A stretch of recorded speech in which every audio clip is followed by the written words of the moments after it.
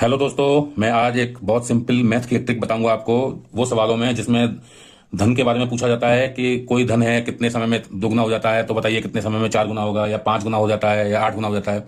इस तरह के सवालों में जहां ना तो मूलधन दिया होता है ना दर दी होती है, तो बहुत सिंपल तरीके से चुटकियों में हम कैसे हल कर सकते हैं, वैसे वो आपको मैं सिखाऊंगा तरीका। जैसे ये क्वेश्चन कहा है, इसमें कहा है कि कोई धन है 8 वर्ष में 5 गुना हो जाता है, वही धन कितने वर्ष में समान दर पर 16 गुना हो जाएगा। तो हम इसमें क्या करेंगे, जहां ना तो कोई मूलधन दिया हुआ है ना ही कोई दर दे रखी है, तो भैया कैसे करेंगे इसको। तो इनका बहुत आसान तरीका होता है। देखिए इसमें क्या करना होता है, स्टेटमेंट पढ़िए। उसने कहा है कि 8 साल में 5 गुना हो जाता है। तो आप मान के चलिए कि अगर आपने 1 रुपए आपने लगाए थे और वो 8 साल बाद 5 गुना हो गए। आपने 1 रुपए लगाए थे और वो 5 गुना हो गए, यानी 5 रुपए हो गए कितने साल बाद? 8 वर्ष में। समझ रहे हैं आप बात को। तो 1 रुपए से 5 रुपए हो गए, तो आपके बढ़े कितने कितने पैसे बढ़ गए? तो आपके बढ़े एक्चुअली 4 रुपए। कितने बढ़े? 4 रुपए। तो आप स्टेप समझिएगा, मैं जो समझा रहा हूं आपको। 4 रुपए बढ़े हैं कितने वर्ष में? 8 वर्ष में। यानी ये जो बढ़े हैं रुपए, उसको समय जो समय लगा उसको 5 गुना होने में, यानी 4 रुपए बढ़ने में कितना समय लगा? 8 वर्ष।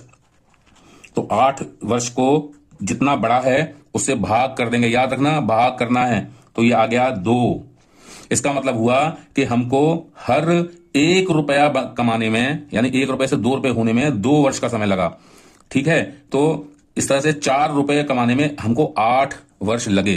तो जब ये हमने निकाल लिया है, तो उसने पूछा है 16 गुना हो जाएगा, यानी कि 1 रुपए से 16 रुपए हो जाएगा कितने समय में?